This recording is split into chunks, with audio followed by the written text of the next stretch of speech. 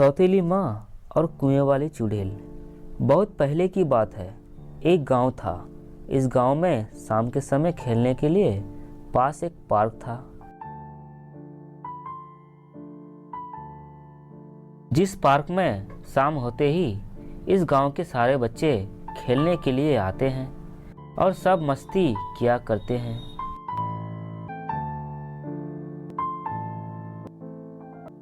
इसी गांव में एक पिंकी नाम की लड़की रहती थी जो दिल के बहुत अच्छी थी।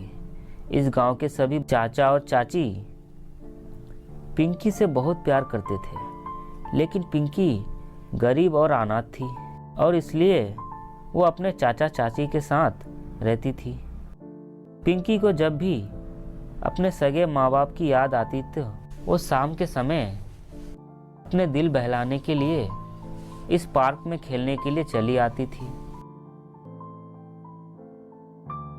और इसी पार्क में एक कुआं भी था जो बहुत पुरानी थी। इस कुएं में एक भयंकर चुड़ैल वाला भूत रहती थी जो अच्छे के लिए अच्छी और बुरे के लिए बुरी थी।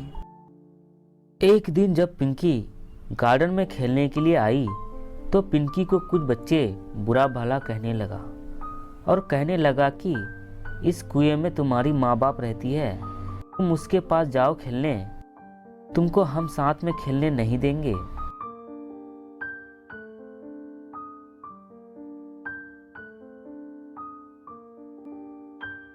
इस बात से पिंकी को बहुत बुरी लगी और वो जोर जोर से रोने लगी। तभी पिंकी की रोने की आवाज़ पास में कुएं भूतिया चुड़ैल की कानों तक पहुंची तो वो पिंकी की यह दशा देखकर उसे बहुत बुरी लगी और वो कुएं से बाहर आकर उन बच्चों के सामने प्रकट हो गई और बच्चे भूतिया चुड़ैल को देखकर डर गया। तभी चुड़ैल कहने लगी, तुम सब बच्चे पिंकी को क्यों परेशान करते हो और पिंकी को बुरा भला भी कहते हो और साथ में खेलने के लिए भी नहीं देते हो।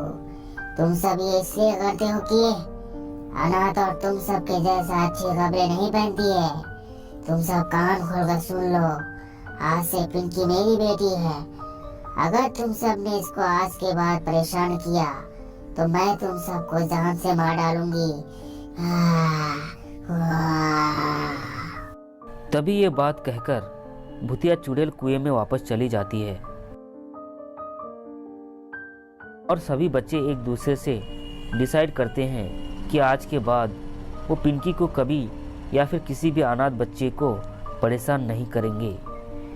ये बात कहकर उस दिन के बाद सभी बच्चे, चाहे वो अनाथ हो या कोई अनपढ़ बच्चा हो, वो परेशान करना छोड़ दिया और पिंकी वहाँ से घर चली जाती है और साथ में वो बच्चे भी वापस घर चले जाते हैं। तो बच्चों, हमें कभी दूसरों को कभी परेशान नहीं करनी चाहिए।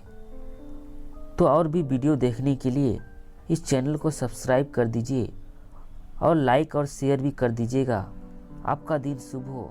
जय हिंद, जय भारत।